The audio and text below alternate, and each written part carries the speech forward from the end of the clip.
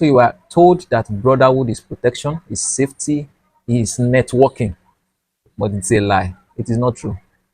A lot of silent fear that cannot be speaking out. A lot of people dying day by day. A lot of souls being enslaved. But before we dive in, I would like to know where you're watching from. Drop that in the comment section. This video might save a life. So in the past, cultism used to whisper in our campuses. They call it secret course. They do it secretly.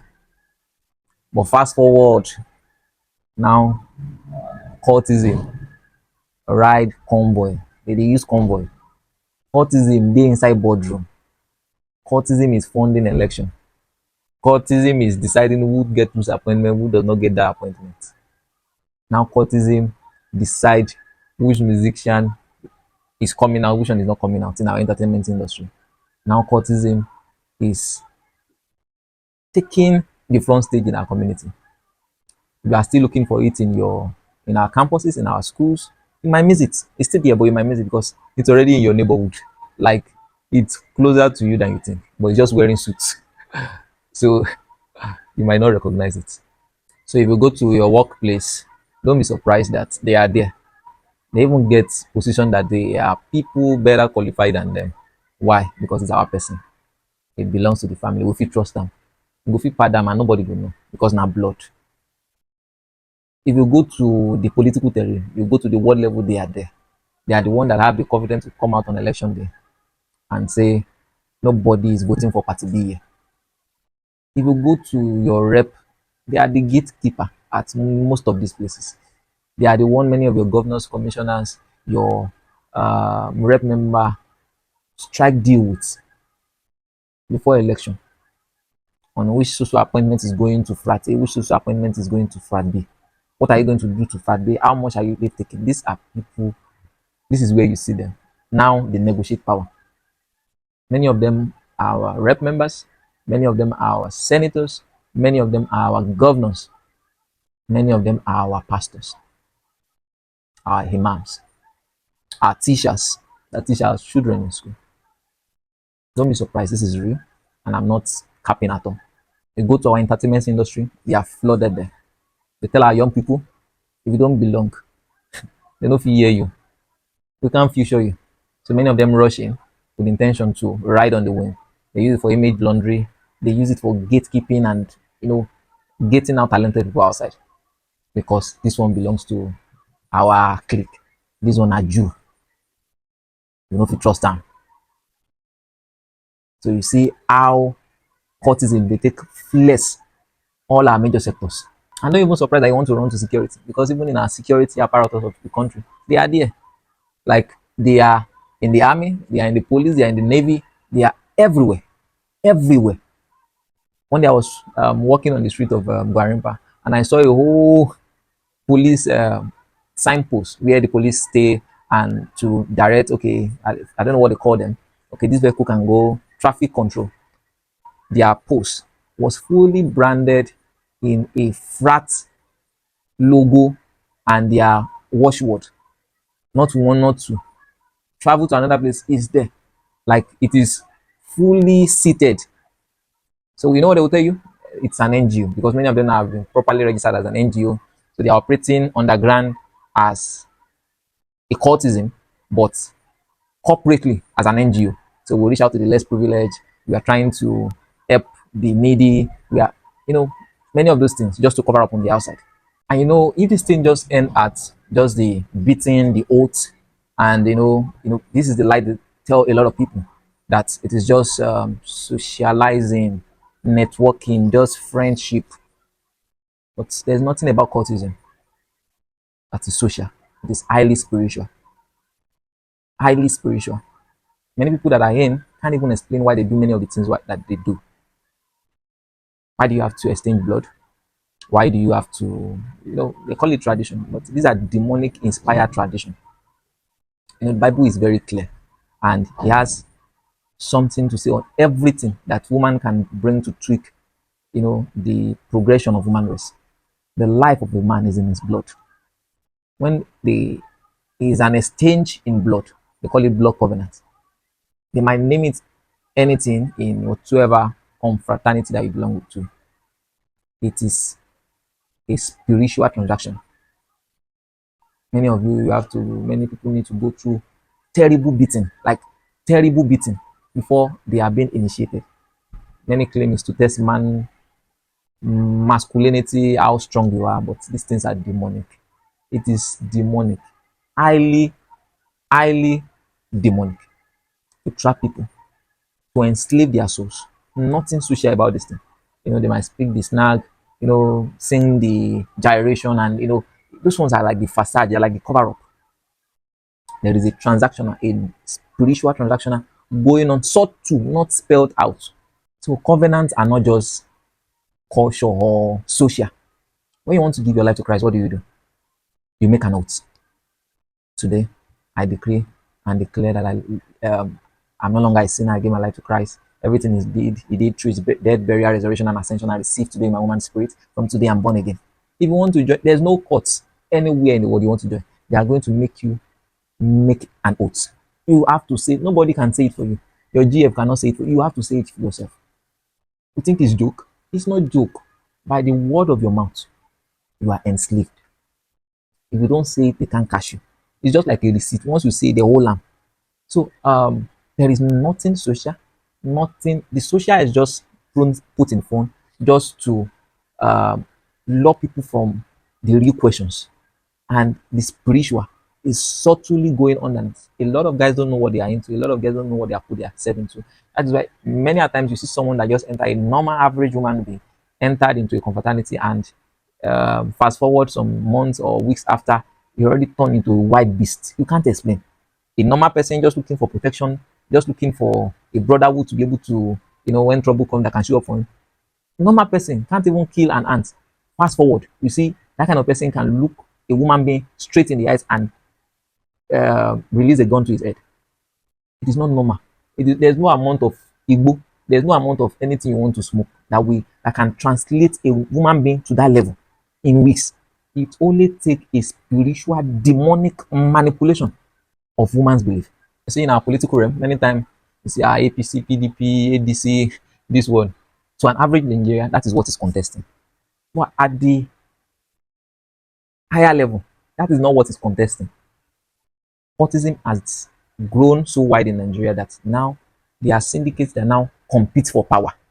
On the surface, you think you are voting for party A, party B, but in the real time, it's a major contest between frat A, frat B. So, person in party A is from frat A, person in party B is from frat B. So, you see frat A, frat B pulling all their resources, pulling all their network across board. This is from top level to the field. So you get to election ground, you see FT, terrible looking men, high manning. It is not just you call them hoodlum. It's not hoodlum. These are syndicate, courtesan, court group struggling for power, struggling for power. You see campaign lists, you just see people there. Some people you don't even know them. It is strategic, highly strategic, because they don't take power lightly, and it's a satanic agenda. People might not be able to explain this, and why I could say a lot about this is I'm a witness, first-hand witness. I've seen things, I've gone through it, and I thank God I'm out by the grace of God. It is not enough just to come out. We have been saved to save others, blessed to bless others. A lot of people are out there. They don't know why they are doing what they are doing. They have been tricked, deceived by different stream. From not mean that we don't have good people in our system anymore. We have a lot, but one, we keep silent in face of oppression, in face of high error in our society like this. You know what the Bible says? It says, "Fully is set in high places." It gives room for more. It continues to grow bigger. And the only way we can deflate what they are carrying, because they are sitting on a fake power, is just by speaking the truth to the world. And this is not something we can take with joke. It's not something we can, treat as child play. Every time you see any cult group gyrate and they post it online, someone is dying. Every day in this country, someone is dying in court related affairs. People are turned into widows in early age. Children are turned fatherless in early age. because of this nonsense. Community are battered. You see some areas in Lagos, once it start like this, it is something else. Nobody can go to work. Why? Because we have some people that something as their head is already touched. People that nuisance.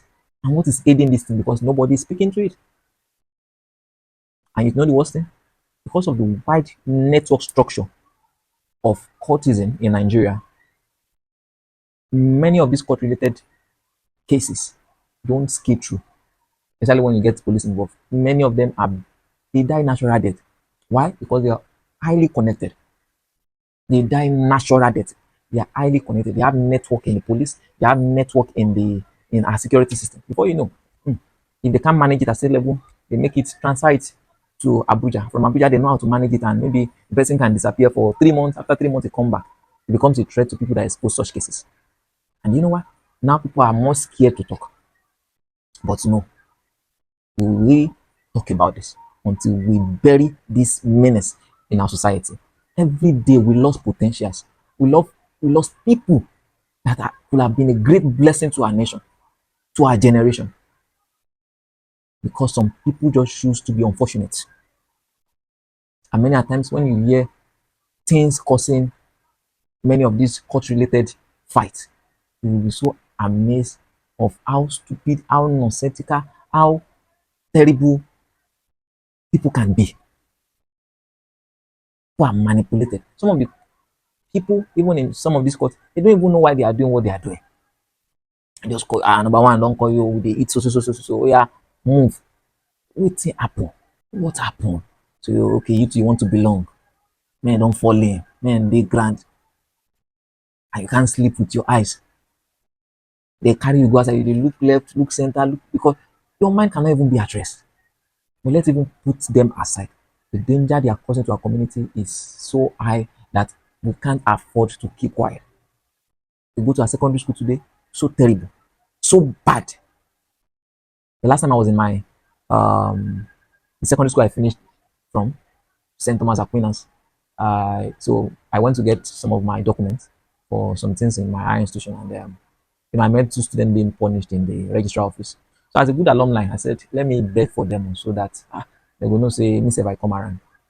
So when the registrar came around, I asked her, please, can I, what they asked me? Do you know what they did? I said, no.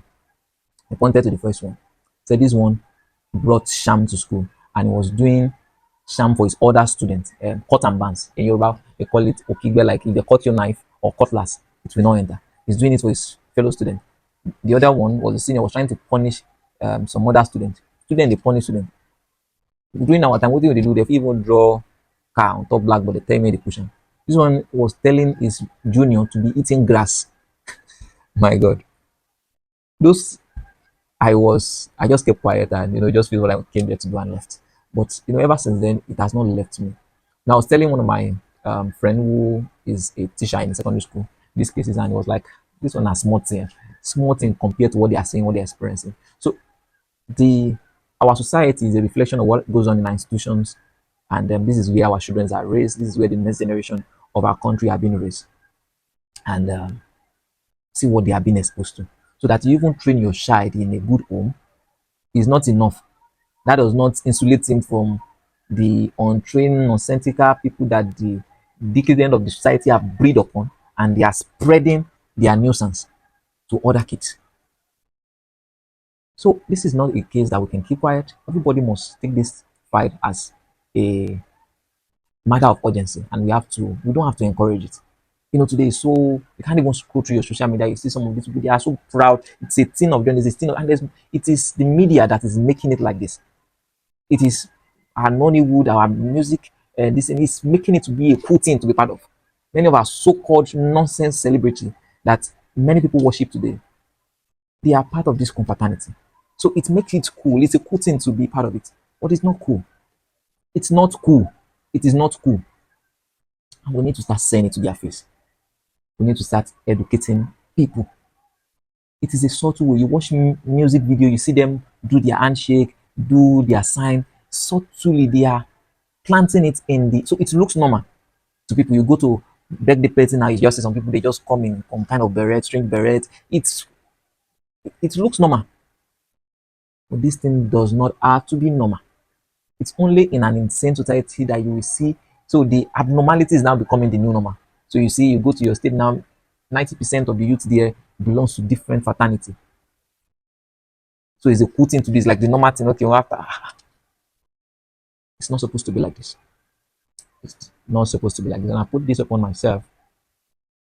I will keep raising my voice. And if it's just going to be this voice that will be out there against these nuisance activities, I will keep raising it.